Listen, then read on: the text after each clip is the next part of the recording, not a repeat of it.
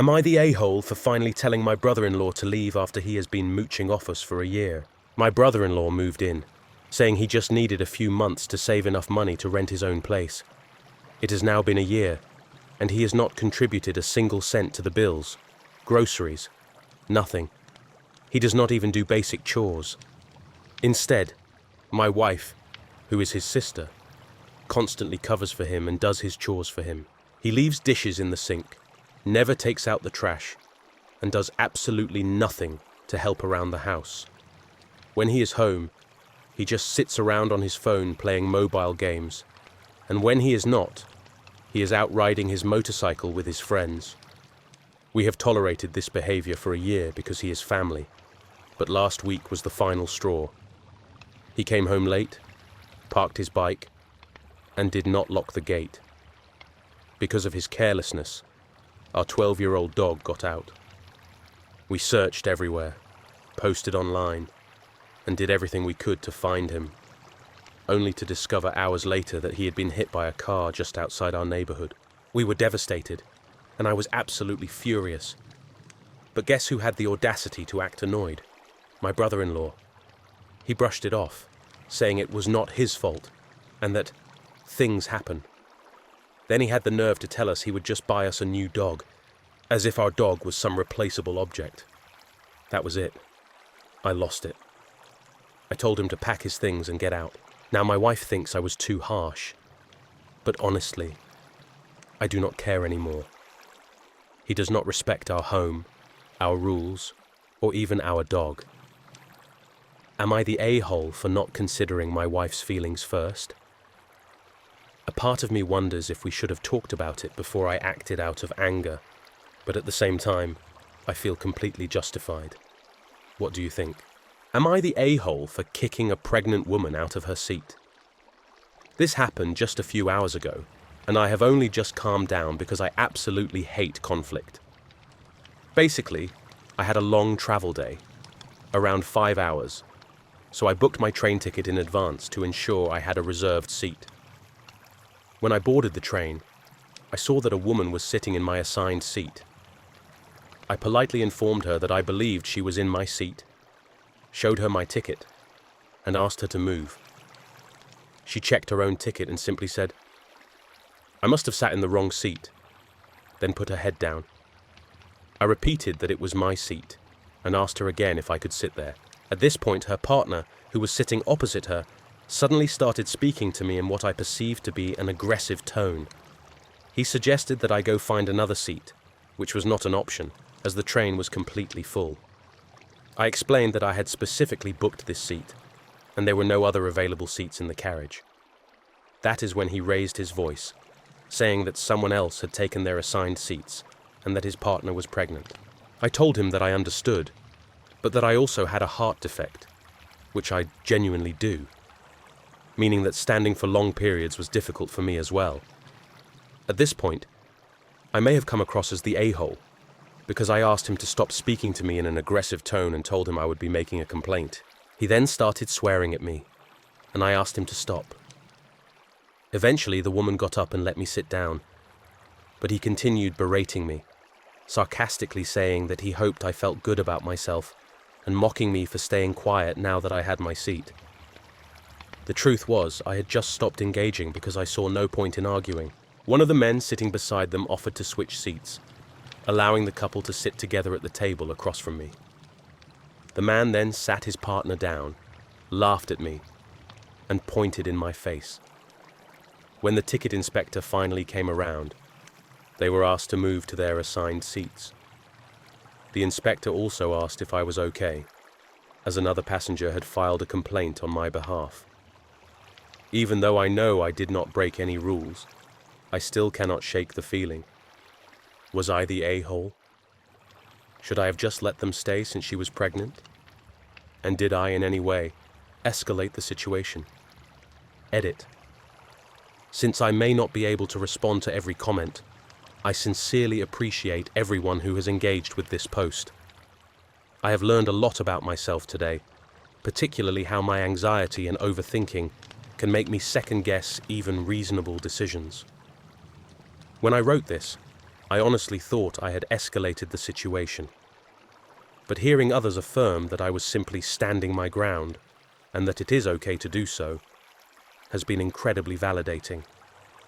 That said, I recognize that I still have a long way to go in standing up for myself and not being such a people pleaser. If I do not get the chance to respond, please know that I truly appreciate all of your input.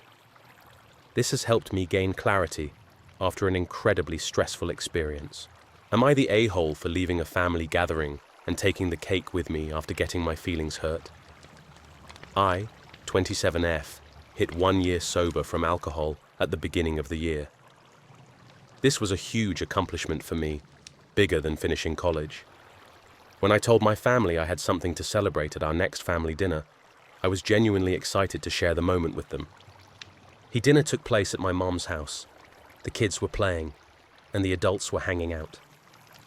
I took the opportunity to share my news, that I had reached 1 year of sobriety and how much better I felt because of it. Their reaction: "Oh, that's what you were talking about." Has it been a year already? I am embarrassed to admit it, but I had hoped that at least someone would say they were proud of me. Then, my brother-in-law, Steve, looked at my sister, and they both said, "Well," at the same time. My sister immediately redirected the conversation, announcing that my niece had been accepted into a gymnastics program. She talked about how much effort it took and how long the road had been to get there. Steve then popped open some wine they had brought and started pouring glasses for everyone. When he made eye contact with me, his face fell, as if he had just realized what he had done. I had this gnawing feeling in my gut, so I quietly got up and took a walk. I needed a moment to mentally regroup so I could come back and celebrate my niece's achievement without feeling bitter. But when I returned, my sister immediately asked why I left without saying anything. I told her I just needed a minute to myself. She gave me a weird look and responded, "Okay," in a dismissive tone. I explained that I had shared something I was very proud of, and she had bulldozed over it. My mum then put up her hand and asked, "What was your news again?" I repeated myself. "I hit 1 year sober."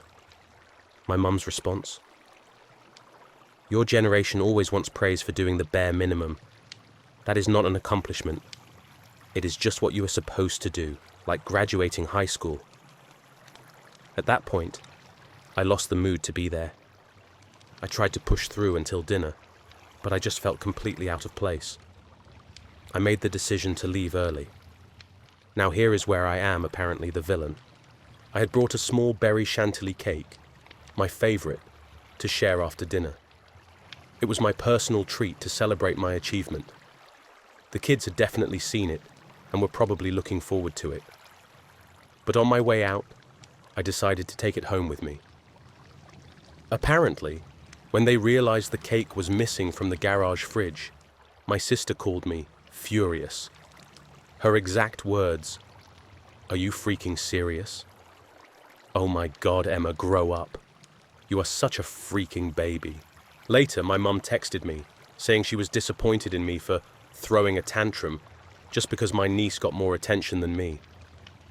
I do not think her version of events is accurate, but that is why I am here asking, was I really being childish for taking my cake home? Was it wrong of me, considering the kids had seen it and did not get any?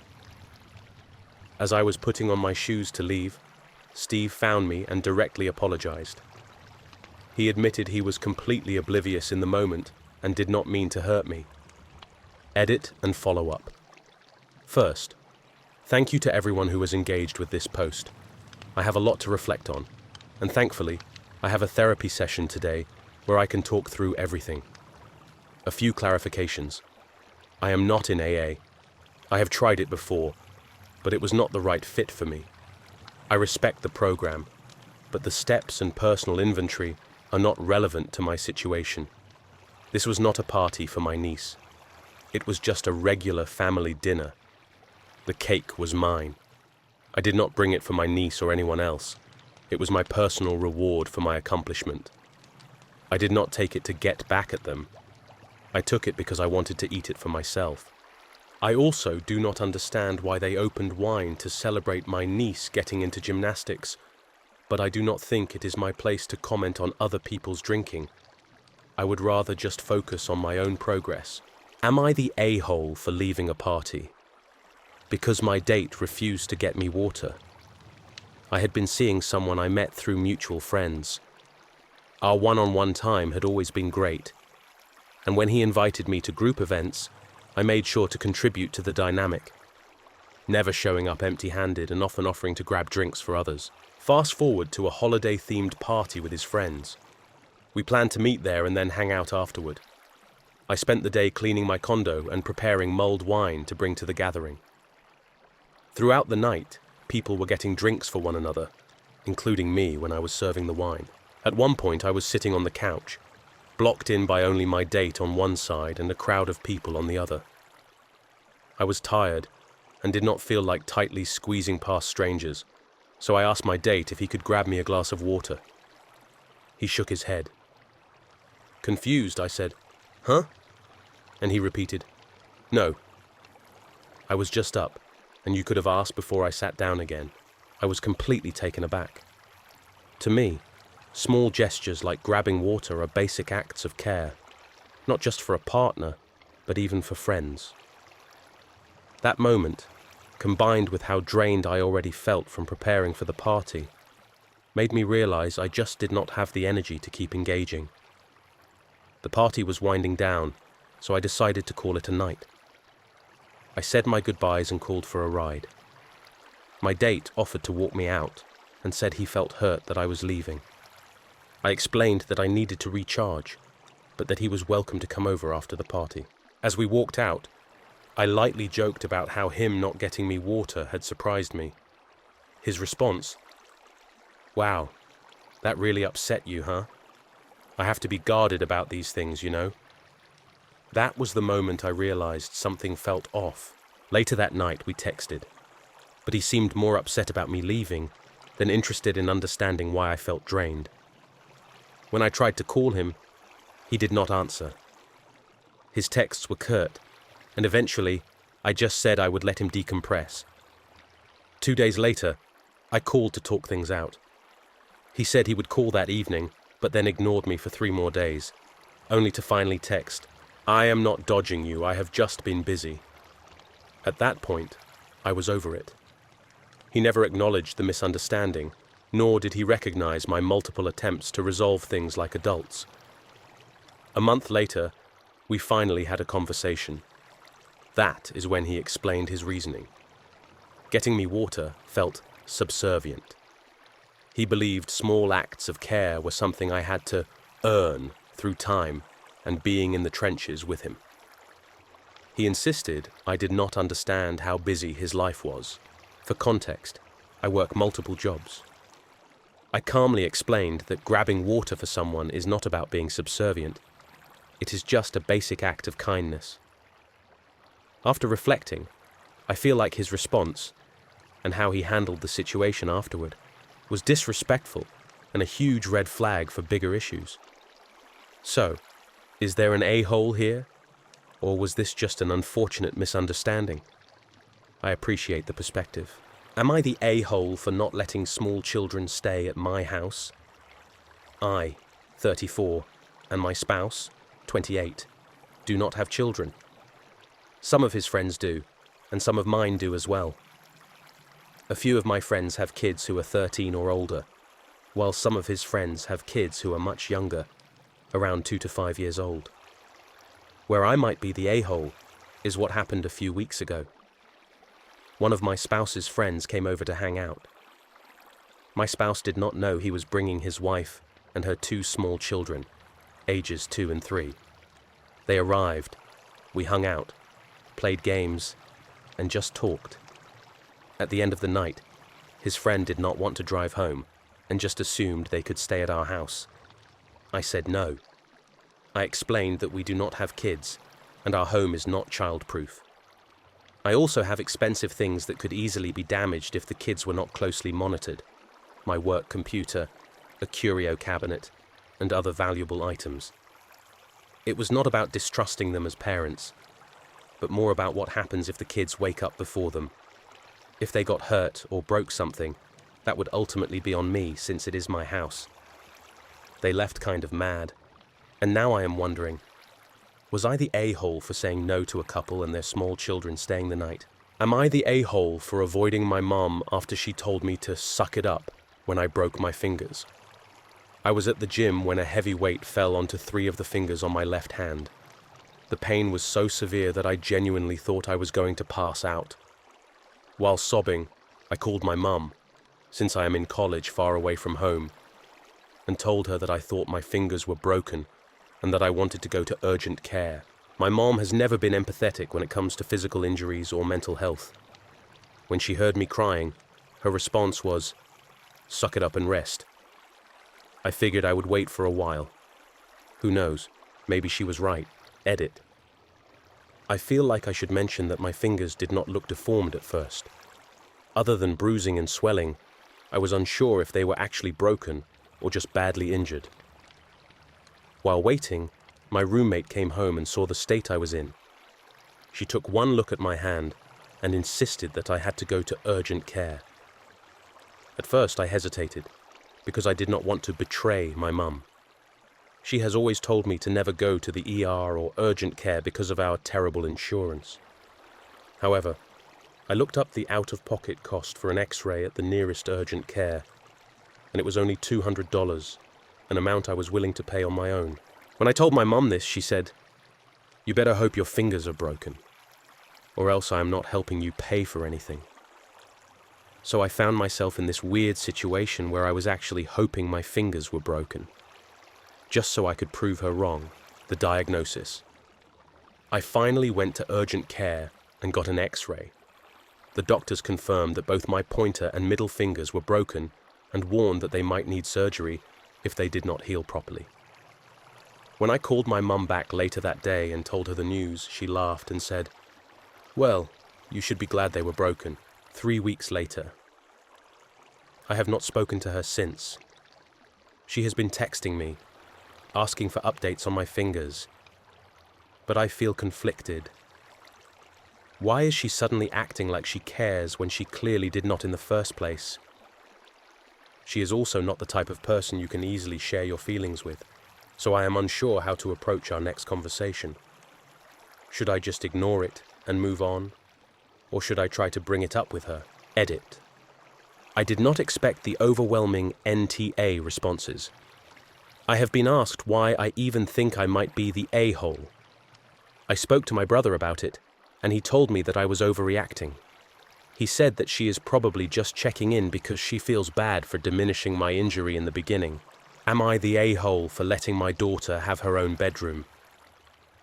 My husband and I have 3 children, a 14-year-old son, a 13-year-old daughter, and a 10-year-old son.